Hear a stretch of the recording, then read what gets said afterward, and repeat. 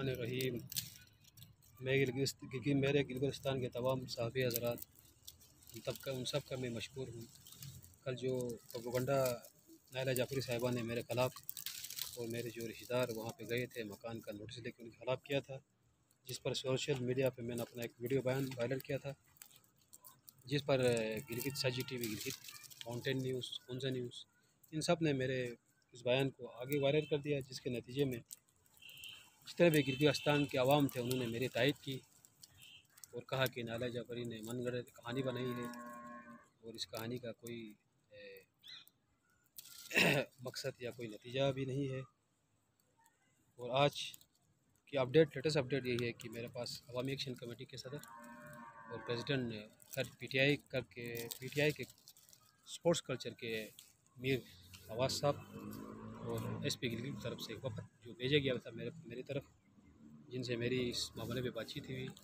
उन्होंने यकीन दहानी कराई है कि इस मामले को हम बेहतर तरीके से, प्रॉपर तरीके से हल करके इसको अंजाम तक पहुँचाएँगे। और मैं बहुत मशकूर हूँ अपने गिलगिस्तान के आवाम का, जिन्होंने मेरे बयान को सुनने के बाद ये फ़र्क वाज़ेह हो गया कि मज़लूम कौन है और ज़ालिम कौन है, साजिश किसने रची थी और साजिश किसने नहीं रची थी, ये चीज़ वाज़ेह हो गई। और नायला जाफ़री का आज का जो कोर्ट का अपडेट है, कोर्ट का अपडेट ये है कि उन्होंने अपना वकील फिर से चेंज किया है, ये तीसरा वकील उनका है और अदालत ने 11 तारीख दी है। तो मेरी नायला जाफ़री से यही गुजारिश है कि ये कोर्ट के चक्कर न आपके हक़ में बेहतर है न मेरे हक़ में। मकान मेरी मलकियत है, मेरा मकान था, मैंने आपको बहन समझ के 25,000 वाला मकान 12,000 में दिया है। अब मेरा जैसा मकान आप गिलगित में ढूंढने की वही कोशिश में, मुझे पता है इस तरीके का मकान मैडम आपको मिलना नहीं है। बेहतर होगा आपको यहाँ का माहौल रास नहीं आया, आप वापस कराची चले जाएँ। और आपसे मेरी गुजारिश ये है कि कोर्ट के चक्कर करने से बेहतर है आप 1-2 दिन में मेरा मकान खाली करें।